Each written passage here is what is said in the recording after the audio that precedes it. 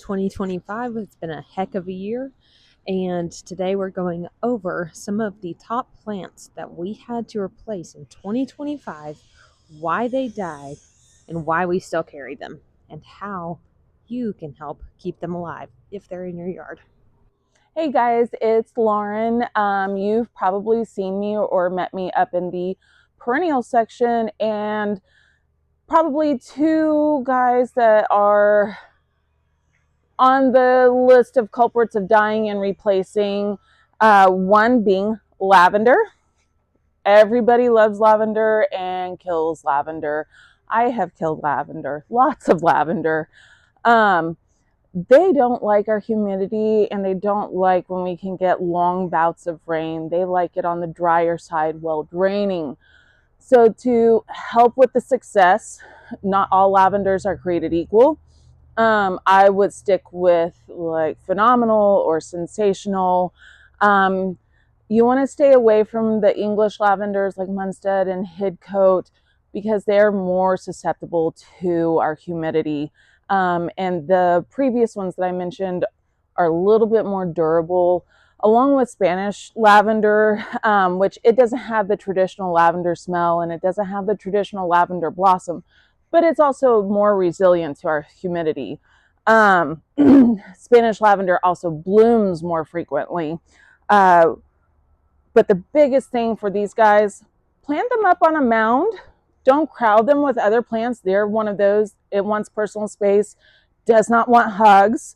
And then making sure that you really do amend your soil. We have a heavy soil that holds water. So you want to make sure, a lot of people will mix in sand. I prefer soil conditioner. It's got a little bit of sand in there, some finely chopped up bark. Mix it with our existing soil. You're not replacing it completely. You're just adding it to it to help with that drainage, and planting it up on a mound is really going to help with the success and give it full sun. These plants really don't like partial shade to shade. They want sorry guys, they want that hot sun beating down on them, and they're going to love life. The next one is more for shade garden, and this is the heuchera, or aka coral bell. It's a wonderful plant. I have better success with them being in containers, because again, they're one of those plants that they don't want soggy feet. They want them to be a little bit on the drier side or drain well. They still want water. When I say dry, they don't want to go droughted, but they don't want their water to hang around for a few days with them. And I think that's why they are a little harder to deal with in the ground. So again, amending that soil, plant them up on a mound a little bit. They can get planted closer together. That's okay. It's just, I think in a pot, we may not water as frequently. So they're like, oh, yes, it drains and I don't get overwatered and it's happy. So I have had success in the ground as well. And I will say not all coral bell varieties are created equal. There are some that don't do well. Once I find those, I don't order them again. So I try to bring in only the hardiest and toughest of coral bells. Something that we don't carry, that I've stopped carrying, is lupine and delphinium. Those, yes, they are in our range. They're in our zonal range. We should be able to carry them, but we don't because we get too hot. They'll do their thing in the spring. It gets hot, they melt away, and they never come back for you. So they're not reliable. We'll carry seed if you really want to try it, but we won't carry those plants because they're not going to set you up for success unless you're in the mountains. Then you're good.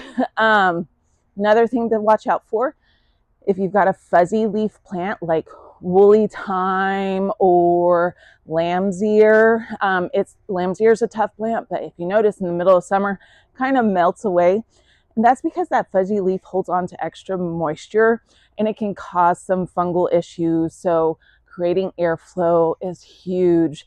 Not overcrowding plants or thinning out any dead old plant material is going to help you be more successful with those. Hey guys, this is Matthew here at Willow Ridge Garden Center, and today I want to talk to you about two or three of the most replaced or most requested plants to replace that we have here. And we're not talking about plants that suffered from, say, an unusual cold or an unusual drought or something like that. But these are 3 plants in particular that we see all the time, all year long. Number one, probably the number one plant here is going to be your rhododendrons. We see these things fail in numerous yards throughout the year, and a lot of that has to do with consistency and constant conditions. Rhododendrons, they don't mind moisture, but they like it to be pretty even and a little bit at a time. So when we get our wild weather swings, typical of every year, where you've got a wet spring and a winter, you head in the summer when it stops raining, it gets really dry, the ground gets really hard, and they suffer through that. So we see that quite often here. Trick with that though is it varies place to place. No customer's yard is the same, and no place in a customer's yard is the same. So if you really fail in one spot, you may try another one in the yard and have more success. A second tree that we see very often is dogwood. And it doesn't seem to matter too much, although the Florida variety, the varieties that bloom first and early in the year, we tend to see more mortality with those. It's very often a similar case. They're much better planted when they're dormant and cared for through the winter, so that when we hit that summer, they're in much better shape and you don't have to worry so much about heavy watering. So that's the second plant. And then a third plant that we see very often that has some trouble is one I can't remember. Okay, so a third plant that we see a lot of, which may surprise everyone, are your panicle hydrangeas, your sun lovers. And that's often mostly due to the fact that they're planted in the spring or early summer when they're blooming, they look their best. Then we head into our dry period, and what people will do then is they'll give them a little water every day and a little water every day and a little water every day, and that tends to rot them out pretty quickly. We always suggest to people you do it very intensely on more a weekly basis. You give that drip on there for 20, 30 minutes, something like that.